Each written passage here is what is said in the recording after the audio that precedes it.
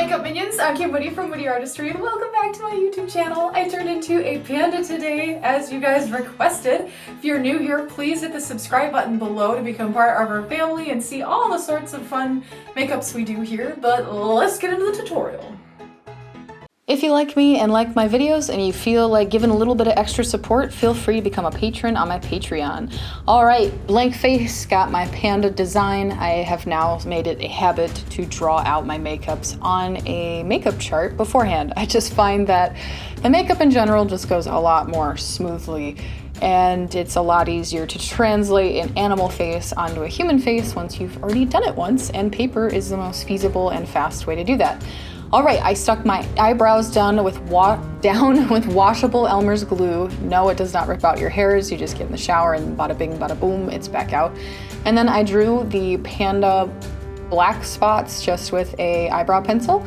And I'm going to be using Blue Squid makeup for this entire look. So I'm taking their white and I'm going to be covering all the parts on a panda that are white. I tend to map out the shapes in the direction of the hair growth just because I can see the paint direction changes and it's easier for me to keep track of, you know, where everything will go. Then with a little bit of yellow in the white, I am adding that to the jaw area just because white bears tend to yellow over time just from age and dirt and whatever else pandas get their face into. Now with a very light gray, I am going to be laying down a couple of hairs just throughout the whole face. Right in between their eyes is sort of where there's like this dividing fissure of where their hair patterns meet and creates like a little wrinkle. And then going up their forehead, it has like a part in the center as well. So I'm just doing that with a light gray and then a small detail brush. Make sure whenever you're painting fur, you're following a reference image so you know the direction that the hair is supposed to go in. If you do not do your brush strokes in the direction of the hair, it will not look realistic and it will not have the dimension that a panda face does or whatever animal you're trying to do. It'll just look like a flat, fuzzy surface. All right, adding black now to the eye spots. I'm doing the same exact thing, creating tiny little hairs, and also near the eyebrows, their hair kind of goes upwards and outwards, so I'm doing that as well. And I realized that I could probably just paint the entire eye spot black and then do slightly lighter black on top of that, and that would have been a lot more efficient and effective way to fill in this whole spot instead of just making all these tiny little hairs with black and then adding the detail later. All right, on to the little snoot. I did mess it up once and I had to wipe it off. Couldn't find the footage though. I think the camera turned off, but I am adding my little snoot with gray and I'm going to be highlighting that just with white and then elongating my nostrils. So creating the illusion that I have wider nostrils like a panda by filling them in black and extending them with black. Now fill in the white gray on the muzzle, just up to the edge of the nose, and fan out your fur on the muzzle as well. And then create the illusion that you have a muzzle, because pandas have that little snoot that's a little poofy around the lips, if you know what I'm talking about. Then with gray, I'm going to be outlining the edge of the snoot, which is where all the shadow is happening as it disappears back into the head. And then they have like a ridge on their nose too, so I'm doing that in gray.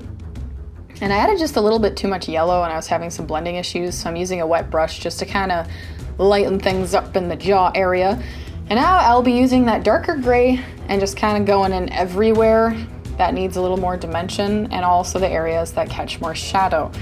When painting a character that's black and white that has fur, it gets a little difficult because you're trying to make the character white but still realistic. So it has to have dimension and depth, and hair isn't just white. There's like the dark part that when it recedes into the body, super light part when it pops out, but then like if you add too much black, you'll get like blue hair or you'll turn out gray. So it's a really fine balance. I'm adding white now over the gray to lighten everything up because it was looking like a pretty gray panda and we don't want no gray pandas. So I'm just adding white on top of everything in the same direction as all the hair that I've done before. And pandas kind of have like eyebrow poofs. So up over the eye spots, I have the white hairs coming upwards and outwards, kind of like little eyebrows. And then the muzzle was looking really gray, so I'm filling in all of that with white a lot. There's a lot of damage to fix around the mouth because the more you move and talk, the more paint rubs off if you're not careful. Doing the same thing to my chin because I wanted it to pop forward. And don't forget to fill in your ears. The plan here, oh, excuse me. The plan here is to make the ears disappear or be less noticeable and then create panda ears with felt. All right, with black, I'm creating the divider line on their little lips and then creating tiny little smile lines on the edge just to elongate my mouth, and then filling in my lower lip with black, but I'm making it a little more square and pudgy so it looks more like a panda. Then with wool roving, I am needle felting ears, and because these are needle felted, I can actually reuse them for the next makeup. And I'm attaching those to my head just with, what are those things called? Bobby pins. I got them down. Now I'm smoothing my hair down and painting it white just so I look more like a panda. Unfortunately though, I notice now that I kind of needed like a white background or something so you can really see the panda ears, but I promise that they're there and they look super cute. Now I put contacts in and I'm filling in my eyes black, and I'll be powdering the areas with black eyeshadow just to reduce the shine and to prevent creasing, because painting your eyelids, you always end up getting cracked paint and things of that nature, which is just no fun. So this is when I'm taking the black eyeshadow, just powdering it to get rid of the shine. I really think this one is cute. I've been enjoying doing these little animal makeups. I hope you guys have been enjoying them as well. Please check out my TikTok if you haven't already. It's the same exact name, at Witte Artistry, W-I-T-T-E, the word artistry. We're doing lots of fun things over there, and you kind of get to see a little sneak peek into makeups before I can release them on here, since YouTube videos kind of take a while to edit. But I love you guys, and I appreciate you so much.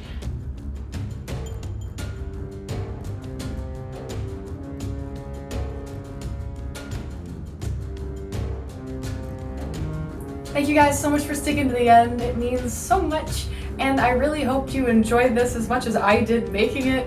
This was a really relaxing and really fun and cheery makeup. I hope you guys are hanging in there. I'm here for you. Please reach out to me if you need to talk to someone, or if you're going a little crazy with boredom, just watch a bunch of videos. I'll be putting out a bunch of them, or watch some funny meme videos. I find those to be very uplifting. Also, huge shout out to my wonderful Patreon producers. Without you guys, I couldn't make makeups like this, so thank you so much for funding my dreams and to fund the wool and the paint and the everything that goes into this. I can't express it enough. Thank you guys. I love you all, and I'll see you in the next video.